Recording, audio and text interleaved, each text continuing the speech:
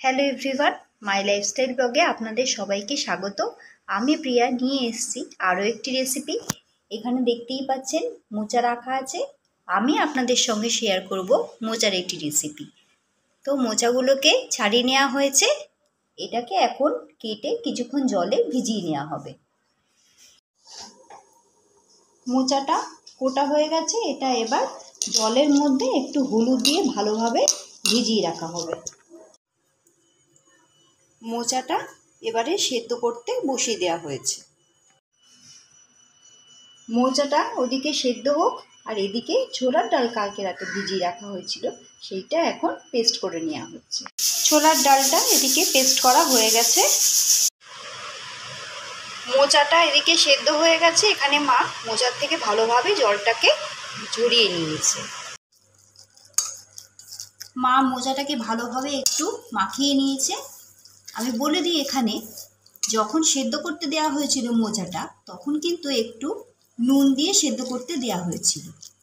আর এখানে এখন মা ভালোভাবে মোচাটাকে মাখিয়ে নিচ্ছে।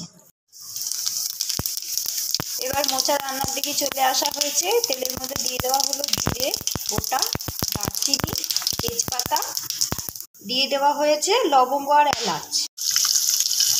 এখানে দিয়ে দেওয়া হয়েছে আলু। এবারে আলুটা দিয়ে ভালোভাবে একটু নাড়াচাড়া করে দেওয়া হচ্ছে।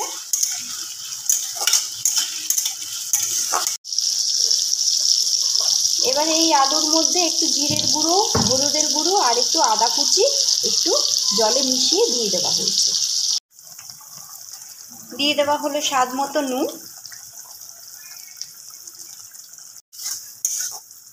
এবার এটা দিয়ে ভালোভাবে মিক্স করা হচ্ছে আলুটাকে।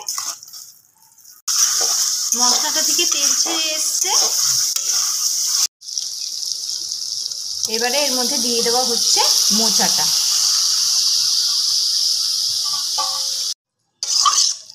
মোচাটা দিয়ে এবার আলুর সাথে ভালোভাবে মিক্স করা হচ্ছে। এবারে এর মধ্যে দিয়ে দেওয়া হয়েছে কাঁচা লঙ্কা, দুটো কাঁচা লঙ্কা দিয়ে দেওয়া হলো। এবারে এই ছোলার ডালের মধ্যে দিয়ে দেওয়া হচ্ছে নুন।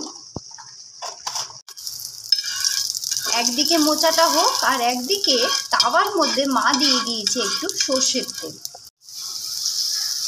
এইবারে এই তাওয়ার মধ্যে মা এই ছোলার ডালটা দিয়ে দিল এরকম করে। ছোলার ডালের এই রুটির মতন করে নিয়ে মা যখন এরকম করে দেয় না, তখন এটা একটু ভাজা হয়ে গেলে আমি কিছুটা খেয়ে নিই। এবার এটা এক পিঠ ভাজা হয়ে গেছে। এবার আর এক পিঠ ভাজার জন্য উল্টে দেওয়া হলো। একদিকে মোচা হচ্ছে, আর একদিকে এই ছোলার ডালের রুটির মতো করে এরকম বড়াটা হচ্ছে, দেখতেও দারুণ লাগে। এটা হয়ে গেছে। এটা এবার মা মাঝখান দিয়ে একটু একটু করে কেটে নিচ্ছে। এটা সবটা কি যাবে মোচার মধ্যে? না, এটা সবটা যাবে না মোচার মধ্যে, কিছুটা আমার পেটে যাবে। এবারে কিছুটা টুকরো টুকরো করে এর মধ্যে মোচার মধ্যে দিয়ে দেওয়া হয়েছে। এবার এটা দিয়ে ভালোভাবে একটু মিক্স করছে। দিয়ে দেওয়া হয়েছে এর মধ্যে একটু চিনি। এবার এই চিনিটা দিয়ে ভালোভাবে মিক্স করছে। মোচার এই ঘন্টটা গরম গরম ভাতের সঙ্গে খেতে খুবই ভালো লাগে। সবই ভালো ভালো খাবার খেতে খুবই ভালো লাগে।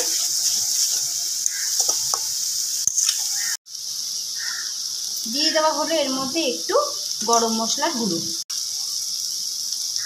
দিয়ে দেওয়া হলো ঘি। এইবারে ঘি গরম মশলা দিয়ে আরেকটু মিক্স করে নেওয়া হচ্ছে। মোচার ঘন্টটা হয়ে এসছে। এবার এটা নামিয়ে নেওয়া হবে। মোচার ঘন্ট তৈরি। ওপর থেকে আরেকটু ছোলার ডালের বড়াটা দিয়ে সাজিয়ে দেওয়া হলো। আপনাদের আজ এই মোচার ঘন্টটা কীরকম লাগলো আমাকে জানাবেন। আর যেভাবে দেখানো হলো বাড়িতে অবশ্যই ঠিক সেইভাবেই ট্রাই করে বলবেন কেমন হলো। আর আজকের রেসিপিটি যদি পছন্দ হয়ে থাকে তাহলে অবশ্যই ভিডিওটিতে লাইক, শেয়ার, কমেন্ট করবেন। যারা চ্যানেলে নতুন বন্ধু, ভিডিওটি যদি পছন্দ হয় তাহলে চ্যানেলটিকে সাবস্ক্রাইব করে আমার পাশে থাকবেন।